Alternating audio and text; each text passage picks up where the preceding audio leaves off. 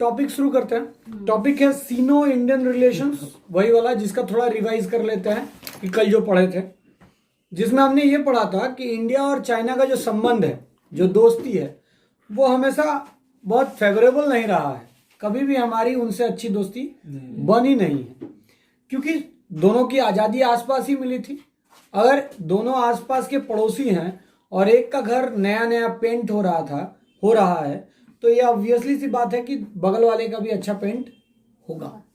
ठीक, तो हम उसको देखा देखी करने के, फॉलो करने के चक्कर में हम भी चाहते थे कि हमारे भी रशिया अच्छा दोस्त बने, लेकिन आइडियोलॉजी के चक्कर में रशिया ने हमेशा उनको ही फेवर किया, हमें कभी भी फेवर नहीं किया।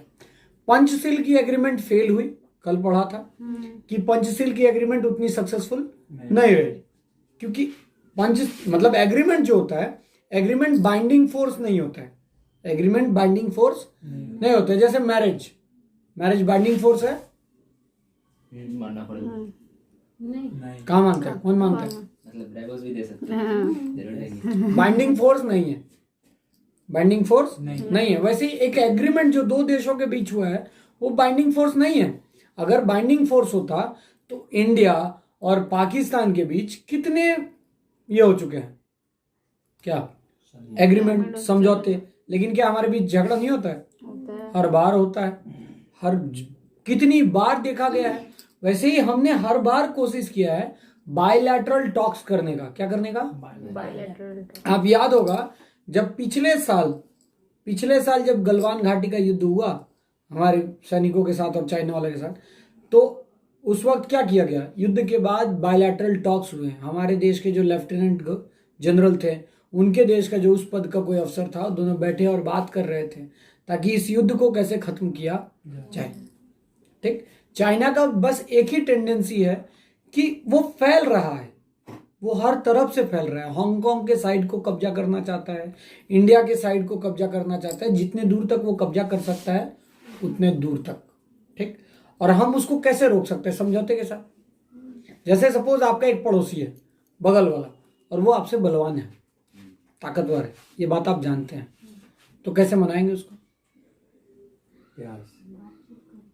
बातचीत करके। तो ऐसा चल रहा है। तो अभी अगर हमें चाइना को हार मनवाना है, चाइना को क्या कराना है? हार मनवाना है, या इक्वल फुटिंग पे लाना है। किस पे लाना है? इक्वल फुटिंग पे लाना है।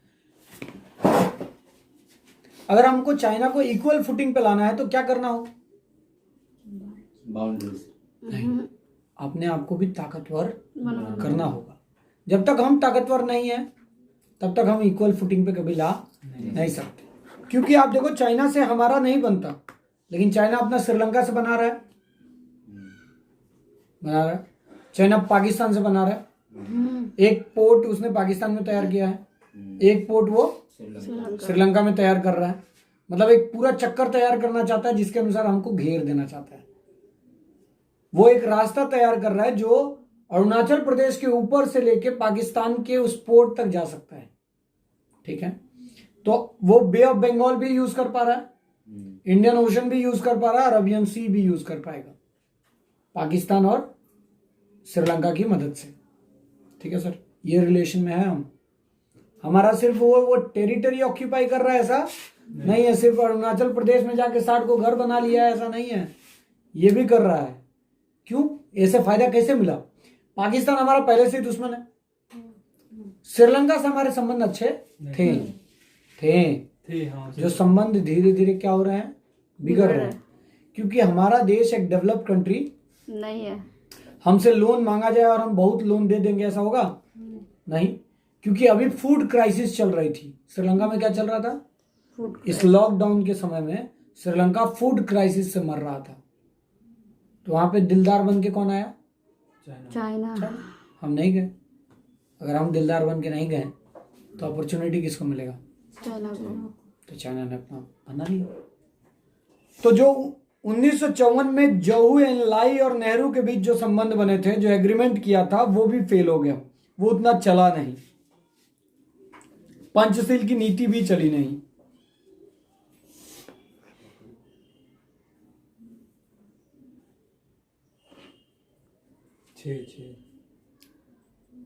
आगे लास्ट पॉइंट पढ़े उस पेज का, last line. Beijing argued that there was no demarcated boundary between China and India along the Himalayan region. मतलब हिमालय के क्षेत्र में कोई भी एक बाउंड्री नहीं है इंडिया और चाइना के बीच में, पूरा खुला रास्ता है जिसे नो मैन्स लैंड कहते हैं, जो किसी का भी नहीं है। और वो ऑक्यूपाई कैसे करता है, कोई भी पुराना मंदिर मूर्ति लाके रख देता है और कहता है कि ये किसका हिस्सा था, मेरा हिस्सा था।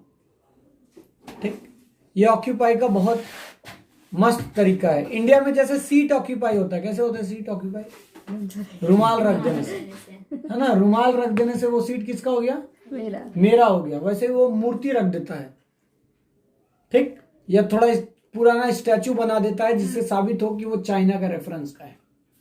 ठीक, और धीरे धीरे धीरे धीरे आगे बढ़ता जा रहा है अपना शिफ्ट लेके। And that a new border had to be redefined through negotiations. और ये जो बातचीत चलती है इसे क्या कहते हैं इंग्लिश में, निगोशिएशन। तो हमारे बीच क्या चल रहा था, निगोशिएशन। और ये निगोशिएशन हमेशा इसीलिए होता है ताकि एक नई बाउंड्री तैयार की जाए। But the new Delhi was to stick to de facto boundary based on the McMahon line, arbitrarily drawn by the British Indian administration and imposed by the then local Tibetan authorities in 1914। ठीक, क्या हो गया, ये हुआ कि new Delhi वाले जो मतलब हम जो थे, इंडियन गवर्नमेंट जो थी, इंडियन गवर्नमेंट क्या मांग कर रही थी कि एक लाइन बना था, नेपाल से लेके हमारा कोई झगड़ा चल रहा था ना भाई, ओली से किसको लेके, कौन सा एक लेक को लेके, लिपू लेक को लेके। वो लेक का समस्या क्या था कि उसकी बाउंड्री किसने तय की थी, ब्रिटिश ने। जब ब्रिटिश हमारे देश में शासन कर रहा था तो उसी ने ज्यादातर बाउंड्री बनाई थी। इंडिया का जितना बाउंड्री था वो किसने बनाया था, उसी ने, ब्रिटेन ने बनाया था।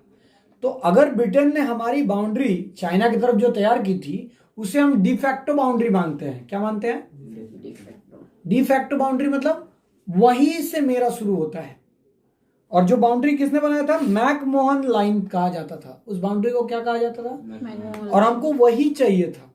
लेकिन वो कह रहा था कि ऐसा नहीं है। ये गांव की बहुत समस्या होती है। जैसे हम बोलेंगे कि मेरा खेत वहां, वो बाउंड्री था मेरा, वो बाउंड्री था मेरा, लेकिन वो क्या कहेगा, था ही नहीं। गांव में जमीन चोरी होता मालूम कैसे, हड़पा जाता है, चोरी होता है जमीन। ये क्या बोलते हैं नया कुछ, कैसे, ये एक जमीन है, ये एक जमीन है, इसका मेड़ है, इसका मेड़ है, मेड़ कटाई हो सकता है, हाँ, वो काट कर थोड़ा इधर कर दे, मेड़ धीरे धीरे पतला कर दिया, मेड़ धीरे धीरे क्या कर दिया, तो जमीन लिया कि नहीं लिया।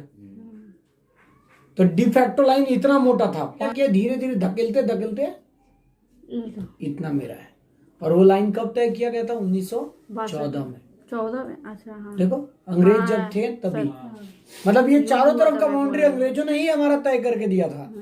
इंडिया कहां तक था ये हमको कैसे मालूम होगा, 200 साल की शासन, राइट। जब 200 साल की शासन किया तो डिमार्केशन कौन करेगा, बाउंड्री कौन करेगा, वही लोग। हम तो आपस में लड़ने में बिजी थे।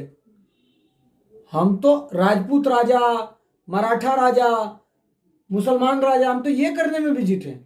तो डिमार्केशन का चिंता तो हमारा था ही नहीं।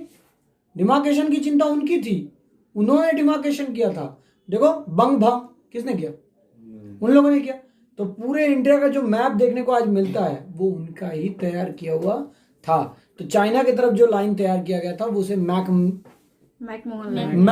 लाइन कहते हैं, जो कि 1914 में तैयार किया गया था।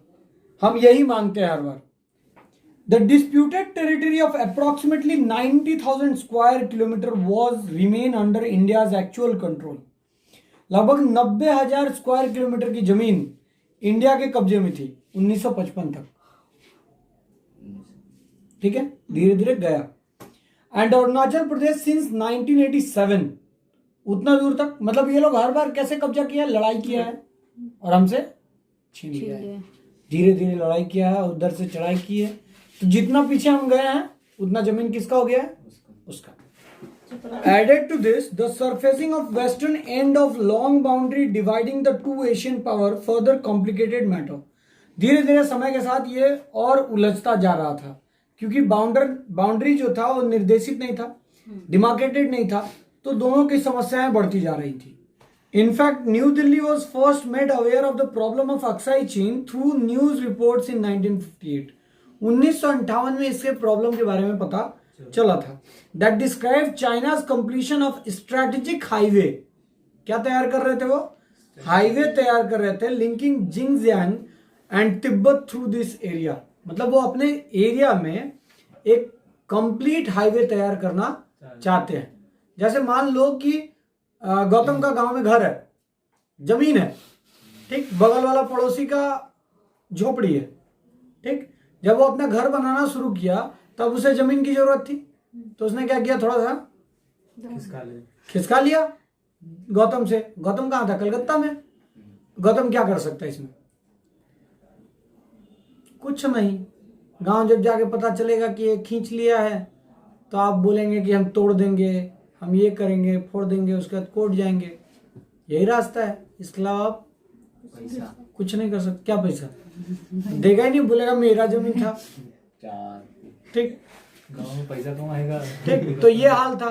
तो चाइना भी अपना ऑक्यूपाई ऐसे ही करता है.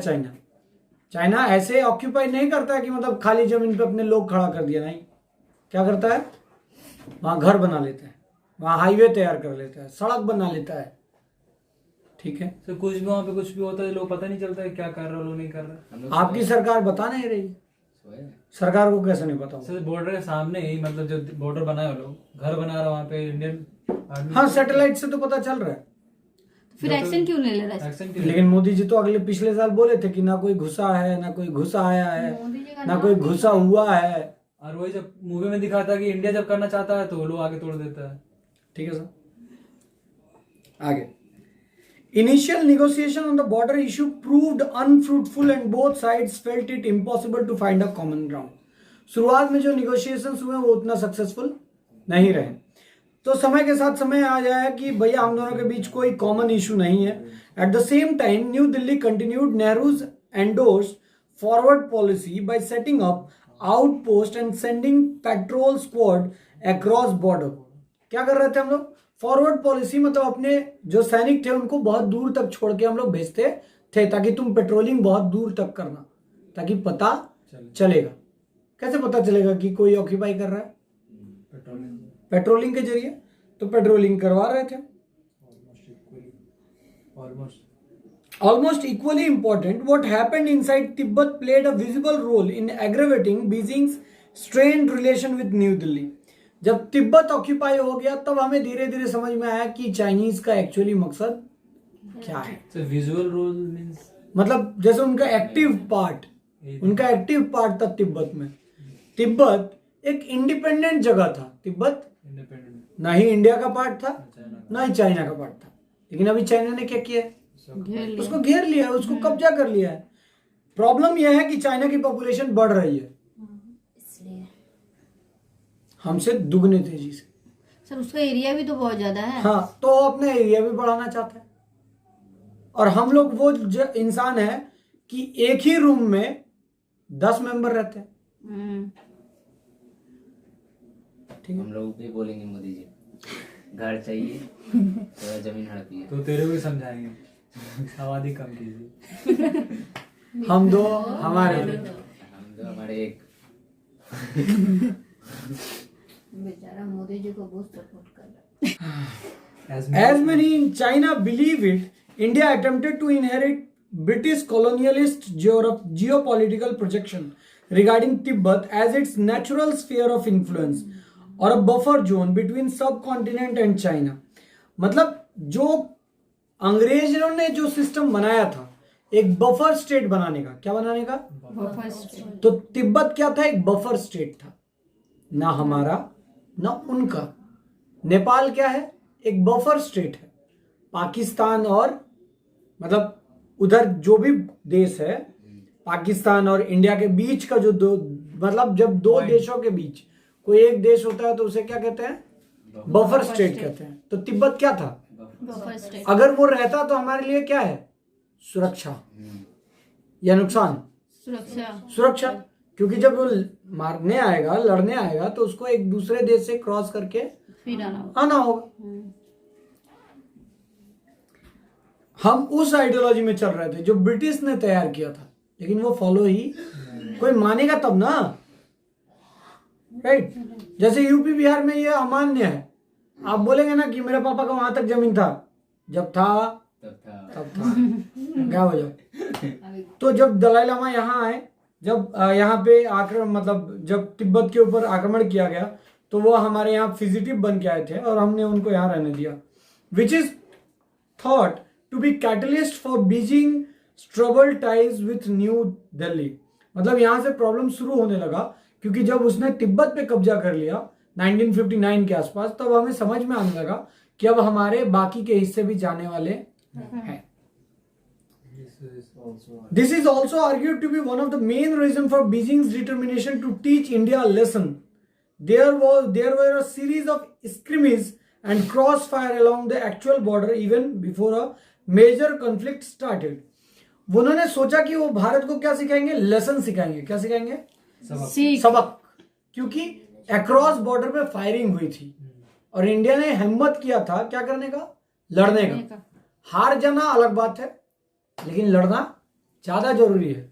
जो मैं गांव वाला एग्जांपल दिया, हार जाने से तो आज एक दीवार छोड़ना है, कल तो पूरा घर छोड़ देना होगा, राइट? अगर भाग गए हैं तो आज एक दीवार छोड़ो, कल पूरा घर छोड़ो, यही होगा। लेकिन अगर लड़ गए तो सामने वाला आपको याद रखेगा, ठीक है? कि बंदा, मतलब डरपोक होना और कमजोर होने में अंतर है, ठीक है?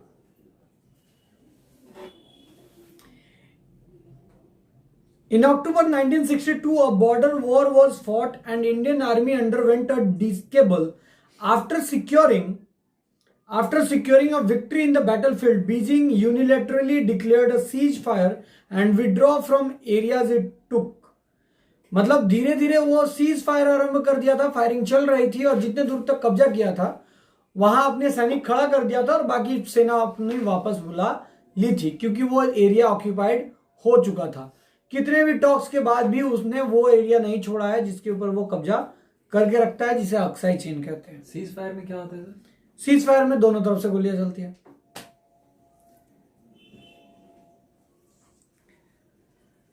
आगे, new Delhi felt extremely discouraged and humiliated. तो न्यू दिल्ली मतलब गवर्नमेंट, न्यू दिल्ली मतलब उस टाइम के प्रधानमंत्री, राइट? क्या फील करेंगे? एनकरेज्ड या डिस्करेज्ड? और ह्यूमिलिएटेड, ये तो बेइज्जती है। By both the military defeat. जैसे इंडिया के उस वक्त गलवान घाटी में कितने सैनिक मारे गए थे? 20। तो हम क्या कह रही थी सरकार की उनके भी 40 मारे गए हैं? क्यों कह रही थी ऐसा? ये नहीं बोला कि 20 तो मर गया। क्यों नहीं कह रहा था ऐसा? मतलब क्यों कह रहा था ऐसा कि उसके भी 40 मारे गए हैं, जबकि कम नहीं है? हाँ, हम कम नहीं है, ताकि अपनी आर्मी का मनोबल बढ़े, घटे नहीं, ठीक? तो मारा कौन? आर्मी तो मारा, उसको तो पता होगा हमारे के लिए। हाँ, फिर हम लोग तो सामने वहां का न्यूज़पेपर तो छाप नहीं रहे, हम तो सेल्फ क्लेम कर रहे ना कि उसका भी मरा। New Delhi felt extremely discouraged and humiliated by both the military defeat in 1962 and diplomatic hardship that followed. मतलब डिप्लोमेसी में भी हम हार रहे थे, क्योंकि हम युद्ध हारने के बाद आपके उतने अच्छे दोस्त बनेंगे नहीं। आप जब युद्ध जीतेंगे तब ना आपकी दोस्ती बनेगी। During 1970, both Beijing and New Delhi were involved in border geopolitical game of the Cold War. World में कोल्ड वॉर चल रहा था और यहाँ इंडिया और चाइना के बीच भी कोल्ड वॉर चल रहा था, जियोपॉलिटिकल वॉर को लेके। जियोपॉलिटिकल वॉर मतलब वही जमीन का वो टुकड़ा जिसका कोई बाउंड्री आज तक बनाया नहीं गया है। वो क्यों नहीं बनाना चाहता चाइना? बना देगा तो कब्जा नहीं कर पाएगा, बना देगा तो डिटरमाइन हो जाएगा, फिर कब्जा नहीं कर पाएगा। तो यूएन में हम लोग चिल्ला नहीं मतलब चिल्ला पाएंगे, हम बोल पाएंगे कि देखो हमारा हिस्सा कब्जा कर लेता है। ऐसे अगर हम यूएन में बोलते हैं कि देखो हमारा हिस्सा कब्जा कर लेता है, बोलता बताओ कहाँ है तुम्हारा, कौन सा वाला तुम्हारा पार्ट है? बॉर्डर बन जाएगा तो क्या दिक्कत है? हाँ तो इसीलिए तो वो जब तक राजी नहीं होगा तब तक बनेगा। नहीं, उसके सर लिए ये तो- मामला यूएनओ पे नहीं हो सकता है? क्या ये बॉर्डर दो देश का आंतरिक मामला यूएनओ नहीं सुलझा सकता अगर दोनों खुद राजी ना हो तो। जैसे पति पत्नी का रिश्ता कोई जज सुलझा पाता है? नहीं। कभी जाओ किसी फैमिली कोर्ट देखो, जज चुपचाप बैठा ही रहता है, लड़ ले तुम लोग। ठीक। उसी दिन एक पत्नी बोल रही थी, हाँ আমি আর এর সাথে থাকবো না, আমি আমার পুরো 10 বছর অন্ধকারে গেছে এর সাথে, আমি আর এর সাথে থাকতে চাই না। उसके घर में लाइट नहीं था। Beijing also back Pakistan. Beijing ने किसको बैक किया? पाकिस्तान पाकिस्तान। ठीक है, हमारे पीछे कोई था नहीं, हम अकेले थे। India's arch enemy in south Asia during Wars the pitted its two South Asian neighbor against each other 1965 and 1971। ये युद्ध हुए हमारे। The grievances in both India and China mounted as a result of the border war until 1980s। 1980 तक ये युद्ध थोड़ा शांत हो गया था। Sino Indian relation were at low ebb. Low एब मतलब एकदम लग रहा था कि अब युद्ध खत्म हो चुका है, लेकिन ऐसा होता नहीं है। Following a prolong suspension of interaction. Following a prolong मतलब बहुत समय से कोई युद्ध नहीं हुआ है, कोई झगड़ा नहीं चल रहा है, कोई ना हम पत्थर मार रहे हैं ना तुम पत्थर मार रहे हो, ऐसा बहुत दिन से शांति है। पानी वाले कल पे भी झगड़ा नहीं हुआ है, ऐसा वाला। पानी लेके घर जाओ। हाँ, चुपचाप पानी दोनों उठा रहे पड़ोसी। 1979 and 1981 saw exchange of visit by the two country foreign minister।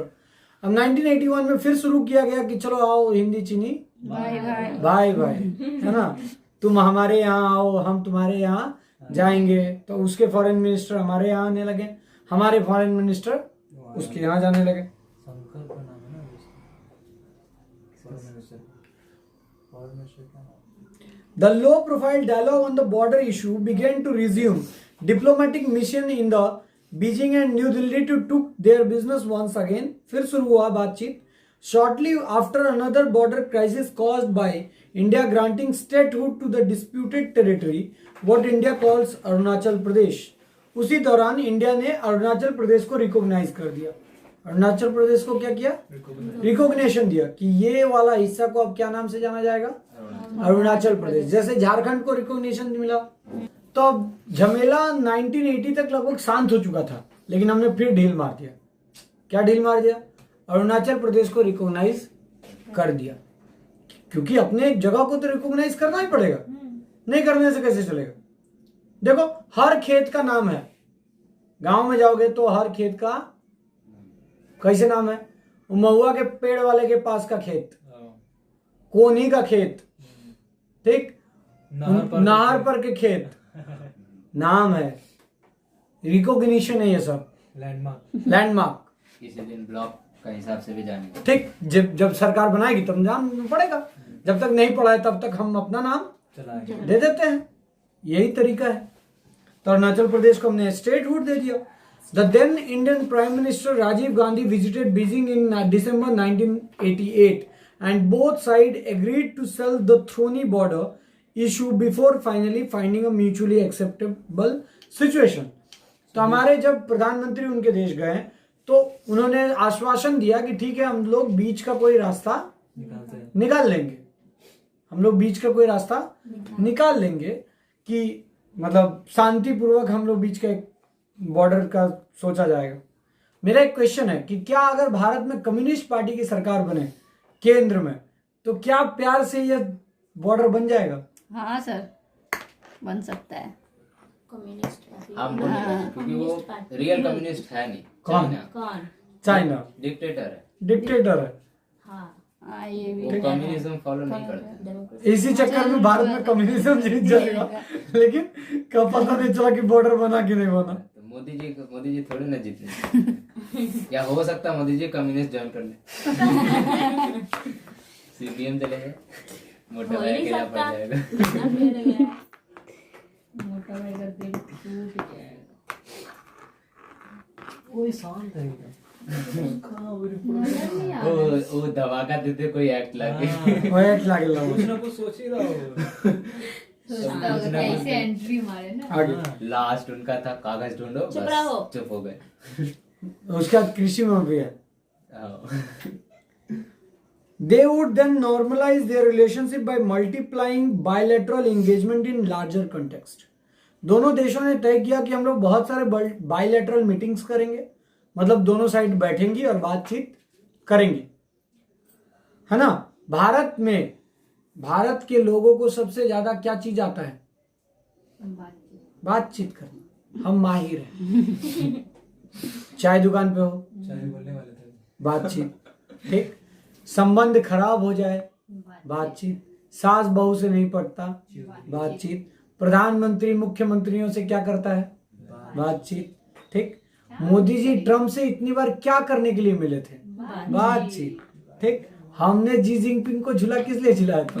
बातचीत करने के लिए. ठीक. तो हम बातचीत करने में बहुत माहिर हैं और हर देश लगभग बायलैटरल टॉक्स के जरिए ही अपनी प्रॉब्लम सॉल्व कर सकता है, क्योंकि वॉर अल्टीमेट सॉल्यूशन है.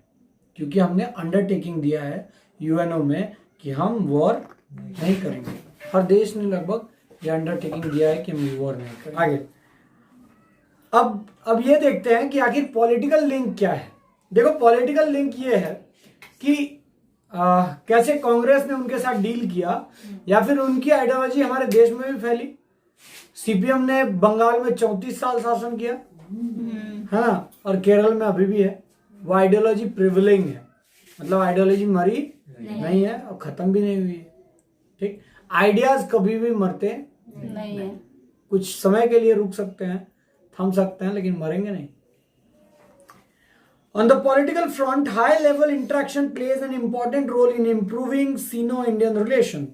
पॉलिटिकल फ्रंट, राजनीति के चक्कर में, राजनीति के मामले में थोड़ी बातचीत शुरू की गई. मतलब 2 लेवल होता है. देखो, 3 लेवल होता है.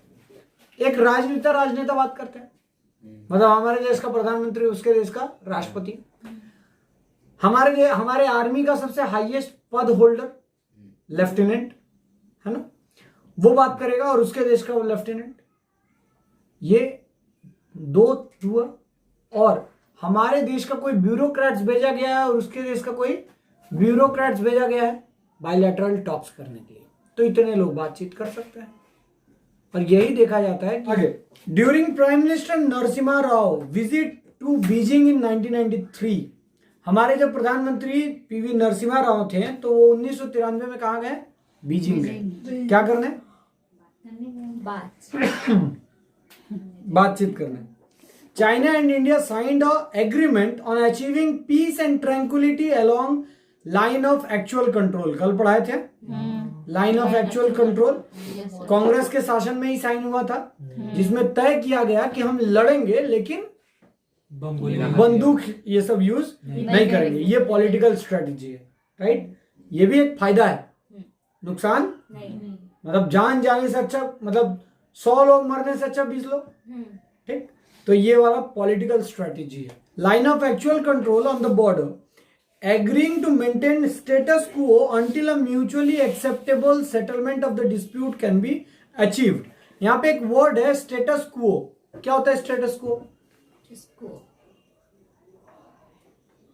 मतलब जैसा था वैसा ही सिचुएशन रहेगा. जब भी किसी प्रॉपर्टी को लेके झगड़ा होता है ना, कोर्ट में जब जाता है कोई प्रॉपर्टी को लेके झगड़ा, तो कोर्ट सबसे पहला ऑर्डर देता है स्टेटस क्वो का. मतलब जहाँ से है वैसे है. जैसा था वैसे ही रहने दिया जाए, मतलब आगे कोई कंस्ट्रक्शन नहीं होगा. ना किया जाए. यह है स्टेटस क्वो. इसीलिए कोई बिल्डिंग सर कोलकाता में देखने मिलता है, जैसे का अभी रुक गया तो रुक गया. ठीक है सर, स्टेटस क्वो. आगे तो क्या किया इन्होंने? पीवी नरसिम्हा राव वहां जाके बात की ताकि स्टेटस क्वो लगाया जाए. मतलब जब तक हम एक सिचुएशन पे ना आ जाए, जब तक हमारे बीच म्यूचुअल अंडरस्टैंडिंग ना हो जाए कि बॉर्डर कहां से डिटरमाइन किया जाए, तब तक कम से कम स्टेटस क्वो बना रहे ताकि आप आगे ना बढ़े. At least in principle, excluding the choice of resorting to military force. During President Jiang Zemin 1996 visit, both sides struck another major deal on building military confidence along their lengthy border. दोनों देशों ने तय किया कि border के किनारे दोनों अपने अपने बड़े बड़े ऑफिसेस बना सकते हैं, मतलब आर्मरी रख सकते हैं. क्या रख सकते हैं? आर्मरी, मतलब टैंक, हथियार, सैनिक, है ना. Although Beijing's relation with New Delhi witnessed a setback in the wake of India's nuclear test, लेकिन बीजिंग का मतलब चाइना का संबंध हमसे थोड़ा खराब हो गया. कब? जब उसको ये पता चला कि इंडिया ने न्यूक्लियर टेस्ट किया और सक्सेसफुल हो गया. तो ऐसे हमारे संबंध थोड़े और बिगड़ गए. 1999 में हम न्यूक्लियर टेस्ट कंप्लीट कर पाए थे. उस वक्त अटल बिहारी वाजपेयी की शासन थी. क्लियर है? तो अटल जी के शासनकाल में ये कंप्लीट हुआ था न्यूक्लियर टेस्ट. ठीक. तो देखो, हर प्रधानमंत्री ये कोशिश कर रहा था ताकि कोई युद्ध ना हो, क्योंकि ये उसकी ही बेइज्जती होगी, क्योंकि उसके कार्यकाल में लिखा जाएगा. ठीक. तो सभी लोग चाहते थे कि बायलैटरल टॉक से रुक जाए. आगे, president Narayan trips to China in 2000 accentuated the resilience of high-profile interaction in helping the bilateral ties to get back on course after short diplomatic crisis. Short diplomatic crisis मतलब जो कूटनीति में थोड़ा डिस्टर्बेंस है, थोड़ी दिक्कत है, अच्छी सी बातचीत नहीं हो रही है, इसको थोड़ा भूल जाया जाए और रिश्ता फिर से शुरू किया जाए. दो देश हमेशा हर बार रिश्ता फिर से शुरू करते हैं. अगर अमेरिका और रशिया रिश्ता चालू कर सकते हैं तो हम क्यों नहीं कर सकते? हाँ. ठीक. अमेरिका रशिया जिनके बीच कोल्ड वॉर हुआ, जो वर्ल्ड में हर जगह जाके लड़े हैं, सुएज नहर पे लड़े हैं, बर्लिन में लड़े हैं, है ना. इनडायरेक्टली तो अगर वही इंसान रहे तो पॉसिबल नहीं. इंसान मर गया, इंसान मर गया, उस गद्दी पे कोई और आया तो उसका विचार अब उसके विचारधारा अलग है, इसलिए वो संबंध बनाने में इंटरेस्टेड है. उधर से कोई और रहता, वही रहता तो थोड़ी, वही रहता तो नहीं होता. इधर रूजवेल्ट और इधर ही. आगे, prime minister Vajpayee visit to Beijing in June 2003. Atal Bihari Vajpayee भी गए थे 2003 में Beijing. Prove to be an expected success. उम्मीद किया गया कि वहां पे सक्सेस मिला. माना जाता है कि वो वाला विजिट क्या था? सक्सेसफुल था. And both sides issued a declaration defining principle for bilateral relation and comprehensive cooperation. दोनों साइड ने, मतलब चाइना ने भी और इंडिया ने भी एक मेमोरेंडम जारी किया. क्या जारी किया? मेमोरेंडम मतलब नोटिस जारी किया, और जिसमें कहा कि हम लोग कोऑपरेट करेंगे. क्या करेंगे? कोऑपरेट. ठीक. हम दोनों झगड़ा नहीं करेंगे. कुछ दिनों पहले एक और क्लाइंट आया था. उस क्लाइंट मतलब पति पत्नी के बीच बहुत झगड़ा हुआ था, तो 50 रुपए के स्टैम्प पेपर पे 50 रुपए के स्टैम्प पेपर पे कंडीशंस लिखे गए थे, शादी बचाने के कंडीशंस. कितने? बहुत सारा था, जिसमें एक कंडीशन थी कि मेरी पत्नी अगर पराये पुरुष से बात करेगी, या मतलब हम पकड़ लिए रंगे हाथों है ना, ऐसा, तो ये रिश्ता नहीं चलेगा, और इसकी पूरी जिम्मेदार मतलब मेरी पत्नी की माँ होगी. वही ढूंढ के लाती है. ठीक. तो ऐसा बहुत सारा डिक्लेरेशन था और हिंदी में था. अच्छा, पति ने लिखवाया था, तो ऐसा ही समझ में आ रहा है कैसा होता है अंडरस्टैंडिंग, मतलब बीच वाला शादी बचाने का एक बीच का तरीका. आइए, instead of repeating the previous vague expression, India confirmed its recognition Tibetan autonomous region as an integral part of PRC. हमने अब दोस्ती को ठीक करने के लिए, दोस्ती को अच्छा करने के लिए तिब्बत को हम रिकॉग्नाइज किए. तिब्बत को क्या किया? तिब्बत को हमने क्या कहा? तिब्बतन ऑटोनोमस रीजन, मतलब तिब्बत अपने आप में एक आजाद क्षेत्र है, लेकिन वो है पीआरसी के under.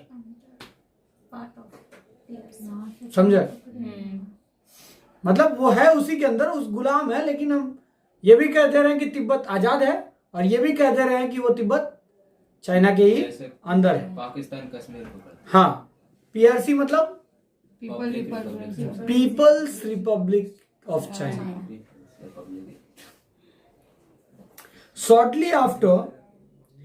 Shortly after visit, Beijing de facto recognized the status of Sikkim as an Indian state by deleting it from the list of independent nation on the website of China's foreign ministry.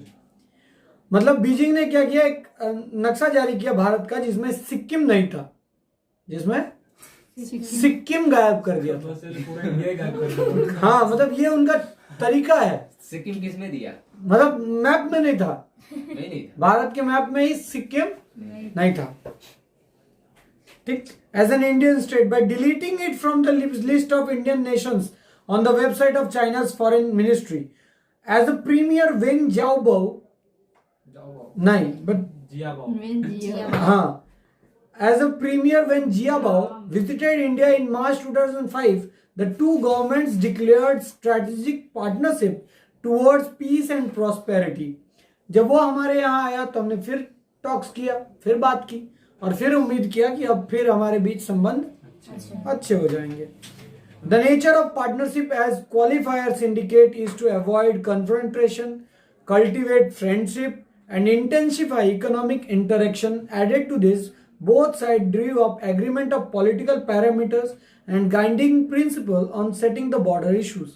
दोनों side ने अपने अपने agenda रखे कि कहां से border determine किया जाए और कोई झगड़ा ना हो हर बार। Since January 2005, Beijing and New Delhi have launched several rounds of strategic dialogue that are aimed at enhancing high-level coordination and cover multiple topics of common concern, ranging from border issue, confidence building measures. मतलब अलग अलग topic पे हम बात करना शुरू किए, border और कॉन्फिडेंस बिल्डिंग मेजर्स, मतलब एक दूसरों को विश्वास दिलाने का कि देखो हम तुम्हारे दुश्मन नहीं है। India's aspiration to attainment permanent membership of UN Security Council to question of non-proliferation, anti-terrorism and regional security. अब हमारे पास बहुत टॉपिक है बात करने के लिए चाइना के साथ। पहला टॉपिक है हमारा परमानेंट मेंबरशिप यूएन वाला। हम हर बार उससे यही बात करते हैं कि भैया दिला दे, थोड़ा सिफारिश कर दे, है ना, ताकि मेरा भी वहां पे परमानेंट मेंबरशिप हो जाए। एंटी टेररिज्म की बात करते हैं, तो इन सारे टॉपिक्स पे हमारे बीच बात होने लगी। President Hu Jintao in his November 2006 trip made a package initiative of the 10-pronged strategy to elevate bilateral relationship. During Prime Minister Manmohan Singh's visit to Beijing in January 2008, both countries issued well-elaborated agenda of shared vision of 21st century. जब हमारे प्रधानमंत्री मनमोहन सिंह जी गए वहां पे तो फिर bilateral talks में और दोनों देशों ने अपना अपना डिक्लेरेशन जारी किया कि 21st सेंचुरी में वो हमारा संबंध कैसा होगा। 21st सेंचुरी में हमारे बीच कोई झगड़ा नहीं होगा, इसका आश्वासन दिया गया। हाँ, essentially at the urging of Beijing it was finally agreed in April 2010 to set up a hotline for communication between two premiers. क्या तैयार किया जाएगा? एक हॉटलाइन तैयार किया जाएगा। उस दौरान फोन का कोई रास्ता नहीं हुआ करता था। उस वक्त क्या होता था? हॉटलाइन, ताकि दोनों देशों के प्रधानमंत्री या राष्ट्रपति आराम से बात कर सकते हैं। कैसे से? मतलब उनके लिए ऐसा एक माध्यम तैयार किया जाता था ताकि प्रधानमंत्री और राष्ट्रपति आराम से बात कर सके हॉटलाइन पे। Added to high profile. Added to high profile visit, two nation leaders have kept meaningful contact on the sidelines of the regional and multilateral gatherings. मतलब हर टॉपिक पे कोशिश किया कि ताकि झगड़ा ना हो, अच्छे से बातचीत हो और एक ट्रैक पे आए समझौता। Apart from meaningful sideline contacts, regional and multi-sided arrangements also offer opportunities for Beijing and New Delhi to diversify their engagement. China India के बीच जो डायरेक्ट कांटेक्ट थे वो तो थे, है ना। जैसे अगर पत्नी भाग जाए, है ना, तो किससे पता करेंगे? पड़ोसी से। पड़ोसी से, साली से, है ना, कि क्या बात है, स्टॉप कर दीजिए। कि क्या बात है, थोड़ा पता करके बताओ, काहे फूली है इस बार, क्या कारण हो गया है। तो बीच में हमारा और भी एसोसिएशन है, जैसे एशियन है, राइट, एशियन एक ग्रुप है, कॉमन ग्रुप है इंडिया और चाइना का। तो हम हमेशा चाहते हैं कि बिचौलियों को बुलाया जाए ताकि हमारे बीच झगड़ा ना हो या खत्म हो। They have realized growing need of engaging each other in positive way in enlarging their own regional clout, integrating themselves into broader political economic arrangement. Both China and India are influential participant of ASEAN. Clear है? Asian जो group है उसमें दोनों ही एक active member है, दोनों की अपनी अपनी भूमिका है। तो कोशिश किया जा रहा था कि इसके माध्यम से जो और भी देश हैं वो थोड़ा समझौता करवा दें। पति पत्नी के बीच झगड़ा होता है तो बीच में कौन आता है? पत्नी की दोस्त, पति का दोस्त, दोनों को बिठाता है और समझाता है कि देखो सारे जीवन चलाना है रिश्ता, इतने जल्दी खत्म करने से कैसे चलेगा, अभी तो जिंदगी बस शुरू हुई है, थोड़ा कॉम्प्रोमाइज कर लो। थोड़ा कॉम्प्रोमाइज करो, जिंदगी ऐसे ही चलती है। फ्री ट्रेड इनिशिएटिव स्टार्ट किया गया। क्या शुरू किया गया? फ्री ट्रेड, मतलब जो एक्स्ट्रा टैक्स लिए जाते हैं दोनों देशों के सामान अराइवल पे, मतलब उस देश में पहुंचे या हमारे देश में, उसको कम किया गया या मुफ्त किया गया ताकि संबंध और अच्छे बने। The Regional Security Forum since the late 1990s, India was accepted in 2005 as an observer member of the Shanghai Cooperation Organization. एक ऑर्गेनाइजेशन है संघाई कोऑपरेशन ऑर्गेनाइजेशन जिसके हम मेंबर नहीं थे या हमको बनाया नहीं गया था। 2005 में जब प्रधानमंत्री कौन थे? मनमोहन सिंह थे, तब हमें उसका मेंबर बनाया गया। Which is dominated by Beijing and Moscow. वो जो ऑर्गेनाइजेशन है उसको कौन डोमिनेट करता है? बीजिंग मतलब चाइना, मॉस्को मतलब रशिया। मतलब उस संघाई कोऑपरेशन ऑर्गेनाइजेशन को चलाता कौन है? रशिया और चाइना। रशिया और चाइना चलाते हैं, जिसके हम सिर्फ एक ऑब्जर्वर बने, मेंबर नहीं। क्या बने? मतलब आना बैठना।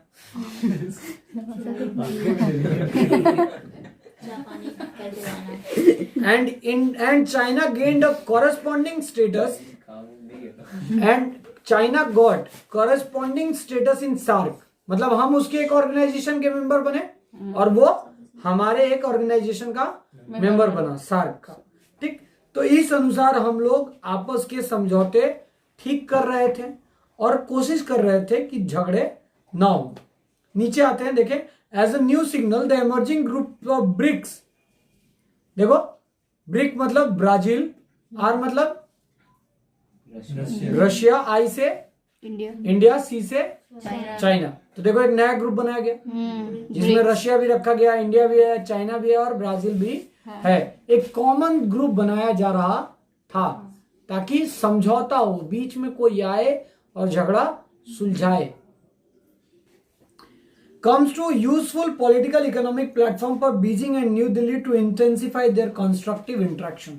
तब एक कॉमन ग्रुप बनाया गया जहां दोनों आराम से बैठ के बात कर सकते हैं। यहाँ पे कोई ऑब्जर्वर नहीं है, दोनों मेंबर है। दोनों क्या है? देखो, बी से ब्राजील, आर से रशिया, आई से इंडिया, सी से चाइना।